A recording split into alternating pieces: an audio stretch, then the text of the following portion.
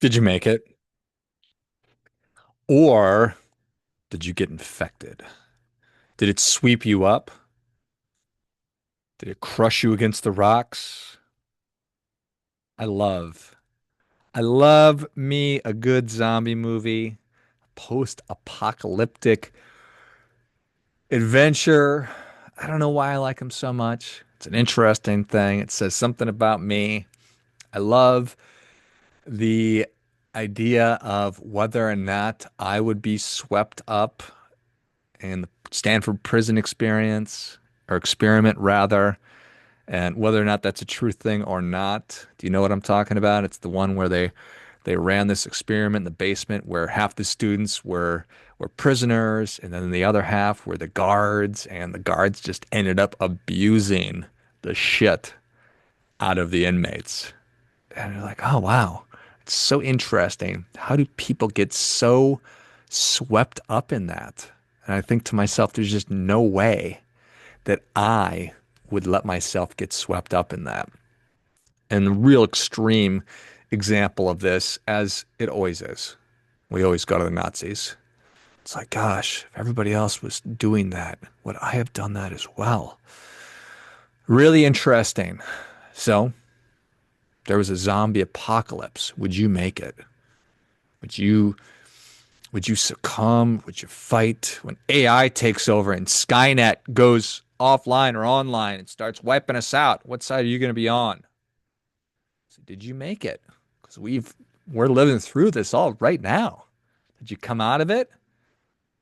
COVID, Black Lives Matter, Ukraine, defund the police, wokeness, Tesla, or did you get infected? Social contagions. Social contagions, in a way, can spread rapidly through communities. You know, just like the other thing I was talking about, the whole zombie apocalypse. Both of them are rapid. They exert an uncontrollable influence over individuals, often leading to widespread consequences. So how does it happen? Or more importantly, what is the comparison of these two between a zombie apocalypse and a social contagion? It's tongue in cheek, but I invite you to just go all in on this and to kind of open up your aperture. If you're already offended by what I've said, fine, be offended. You're entitled to feel however you want. But I just encourage you, be open to it. Let's explore this together. Let's explore this together. So, there's an initial spark. The zombie apocalypse, the virus, the outbreak, it's often mysterious, it's misunderstood, and it spreads fast. Social contagions, an idea, behavior, trend, a panic, misinformation. It starts small. It spreads quickly due to X, social media, and media outlets. And of course, group dynamics. Our team says this. I got my marching orders. I'll see you over there, everybody. I'll be the one carrying the sign or wearing the hat. You'll be able to easily identify what I think. Step two, rapid spread. The apocalypse, the zombies are very, very, very, they're not super choosy on who they infect. They're going to spread the virus indiscriminately, which is what leads to the rapid collapse of society.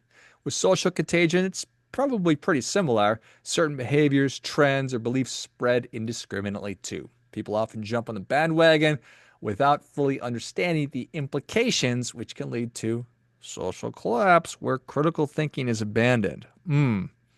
Yeah.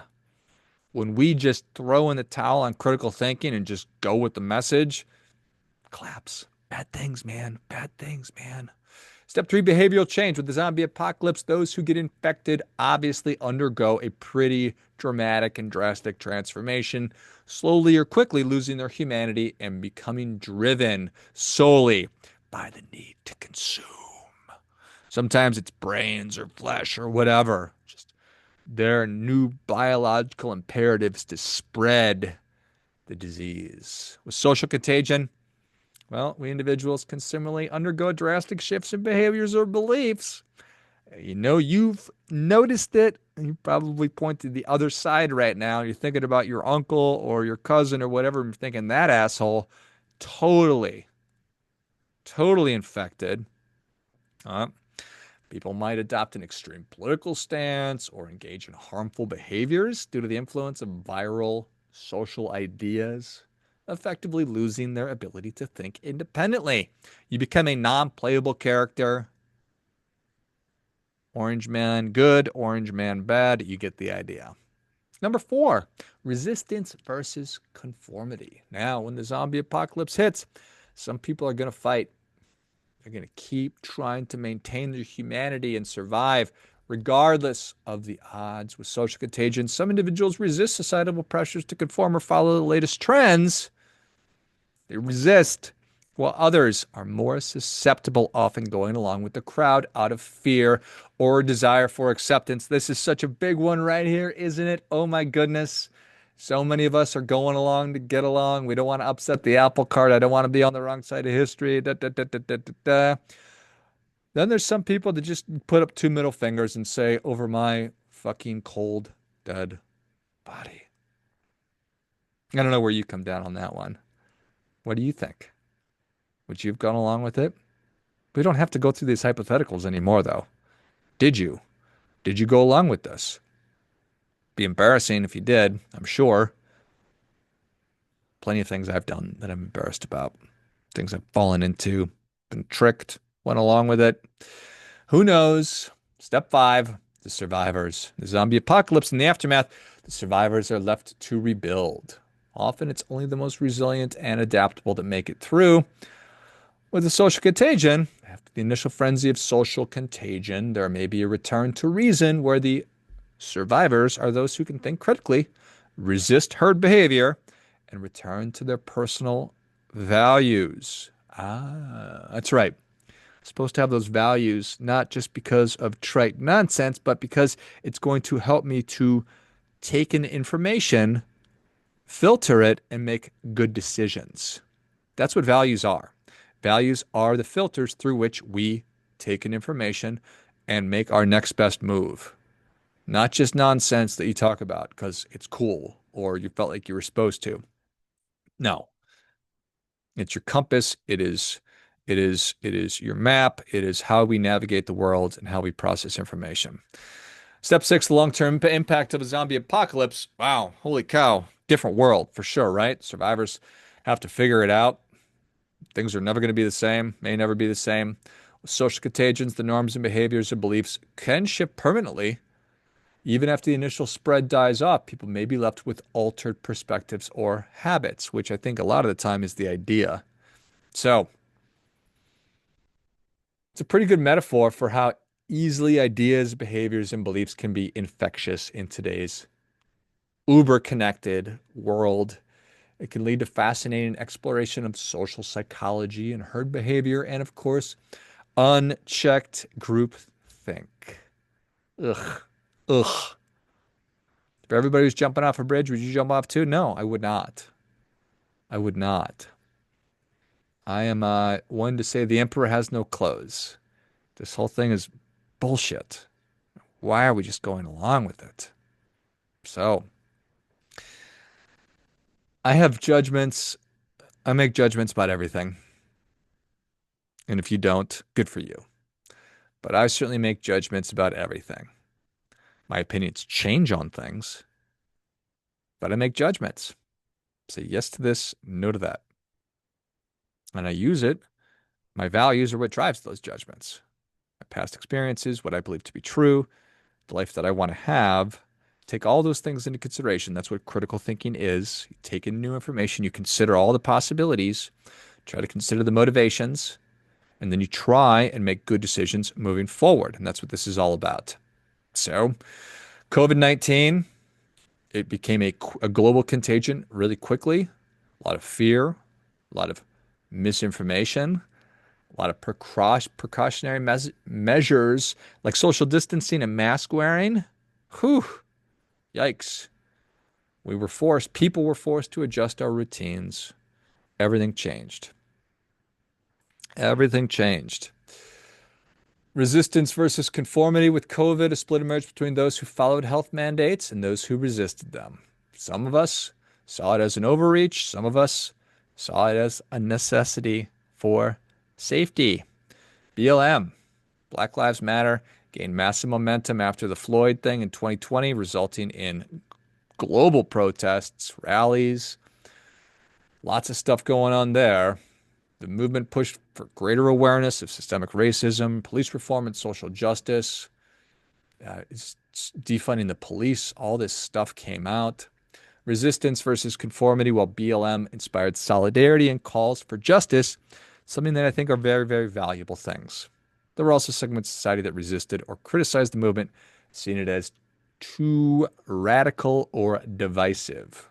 And of course, like everything else, discussions became very polarized with individuals choosing sides. Ukraine, woo, buddy. God, that'd be funny, wouldn't it? If you were to, well, obviously, very few of us could pick out Ukraine on a map. Could we tell you what the Ukrainian flag looked like or what the colors were prior to the conflict in 2022?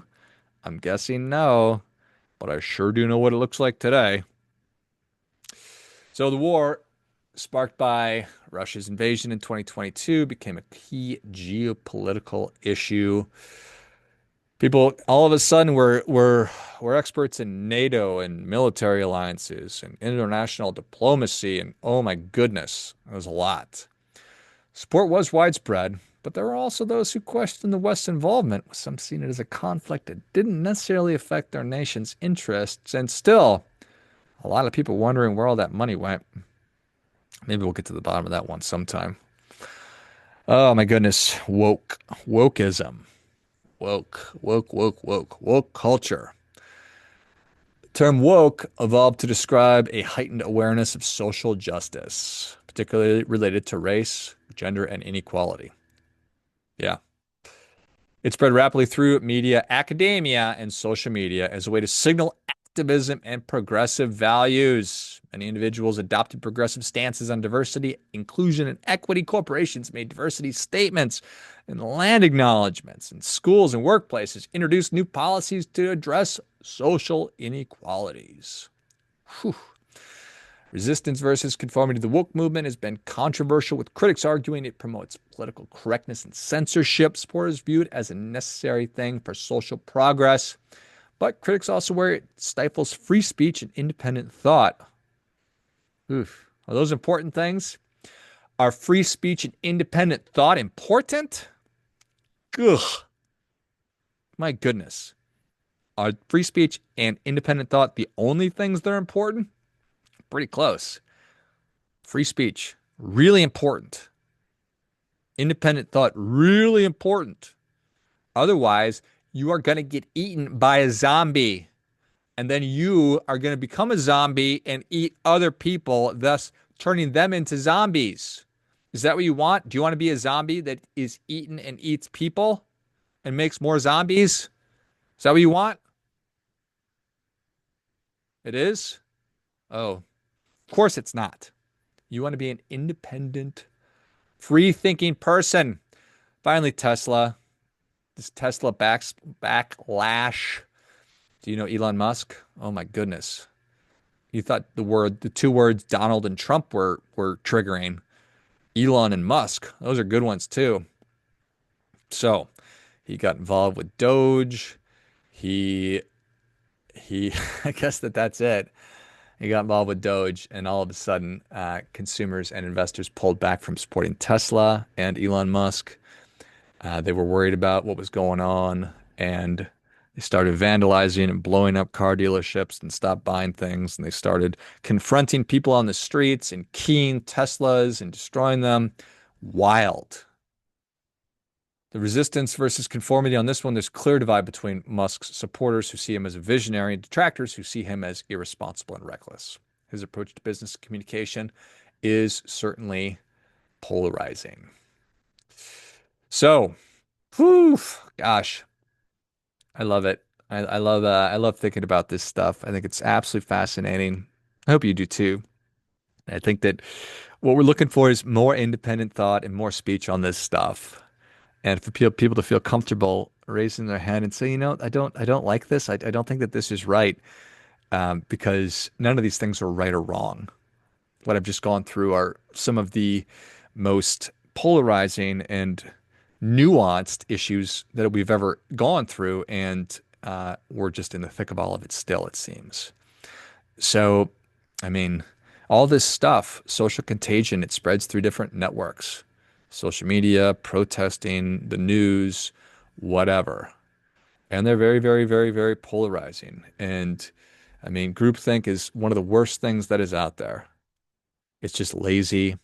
You just adopt an idea without really exploring it or thinking about it. You're being influenced and led by just other people. You have been bitten by a fucking zombie and you have turned into a fucking zombie and you are eating other people, making them fucking zombies. That's what the behavioral impact is.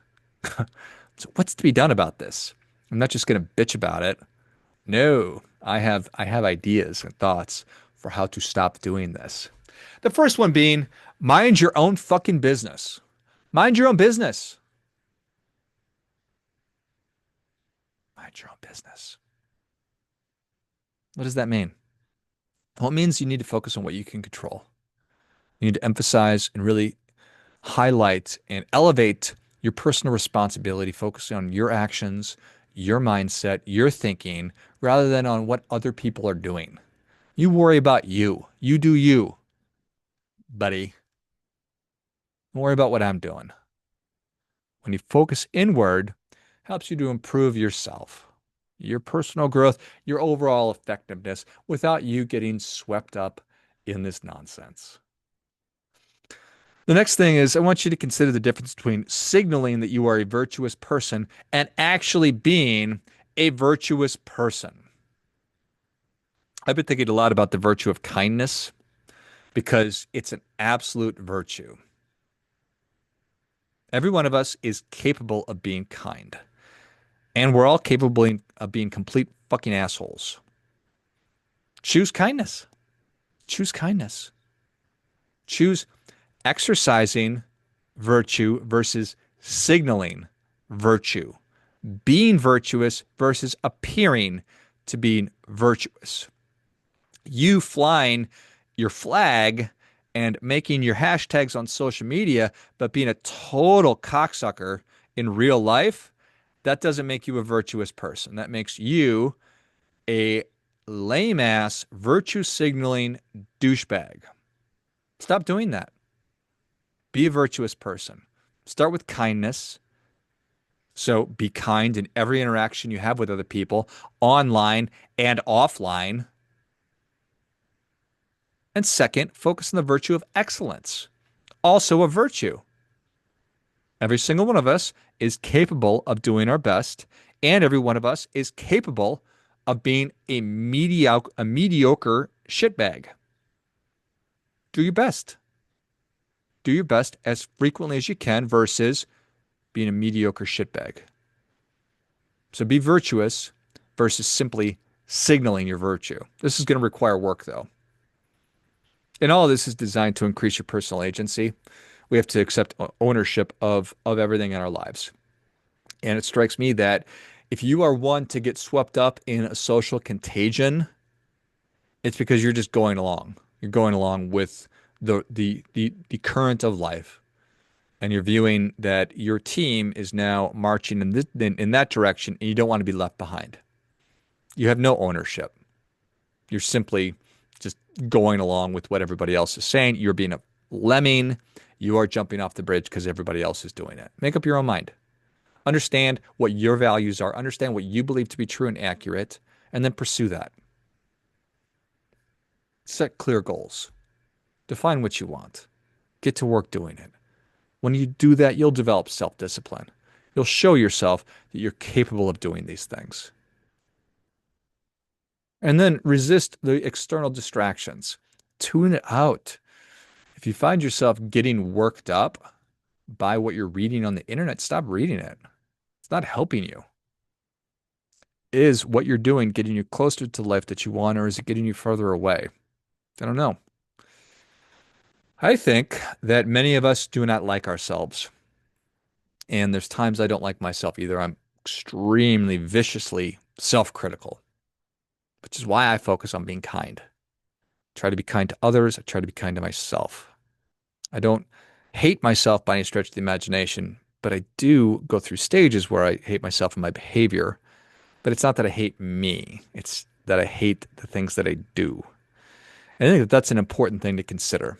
If you find yourself going along with all this stuff, if you find yourself desiring to eat another human being's brains because you're a zombie, I encourage you to look inside and say, do I hate myself? Am I engaged in self-loathing? Maybe you are. Maybe there's some things that you can do to change how you feel about yourself. Get down to the root cause of why it is that you are unhappy with who it is that you are. And accept that we are self-acceptance. So accept that we are flawed and that we are susceptible to getting wrapped up in these things. That's okay. Be compassionate. Be kind to yourself. Think about these things. When we are thinking about the good things in our lives, some people call it gratitude, which is kind of exhausting, but just be grateful. Appreciate appreciate the things that bring you joy in your life. And if you're not sure what those things are, well, that's a sure sign that you've got some work to do. So focus on the things that bring you joy, focus on the things you enjoy, and try to do more of those things and develop an appreciation for those things. And all this is coming down to we have to practice critical thinking. You have to avoid the herd mentality, avoid groupthink. Examine the evidence that you can find, consider alternate perspectives. Think about think about the question, ask yourself the question, what if the opposite of what I believe is true? And then come to your own conclusions on things. Don't listen to fucking Tucker Carlson or fucking Rachel Maddow or whoever else. Make up your own mind. Listen to them, but don't just take what they're saying as the gospel. Take in different perspectives. Think about what it is that you're thinking about. Question all of your assumptions. Just why am I thinking this way? Why? And then finally, the reality is that each of us has to run our own race. We have to carry our own load. When you accept that, when you accept that you've got the wheel, you're holding on to the wheel, you're choosing the directions of your life. Take responsibility for it. Take responsibility for the impact that you're having on other people. Take responsibility for what you're putting out into the world. Take advantage of how you're treating other people and focus on making yourself a better person. There's so many things that I need to be focused on. There's so many things that I need to be working on for me, for my loved ones, my family, for my community. So many things that are worthy of my time, of my attention, of my energy, certainly of my money. So many things, but it pales in comparison to the list of shit that doesn't matter to me, that I shouldn't pay any attention to. We have to know the difference between those two things.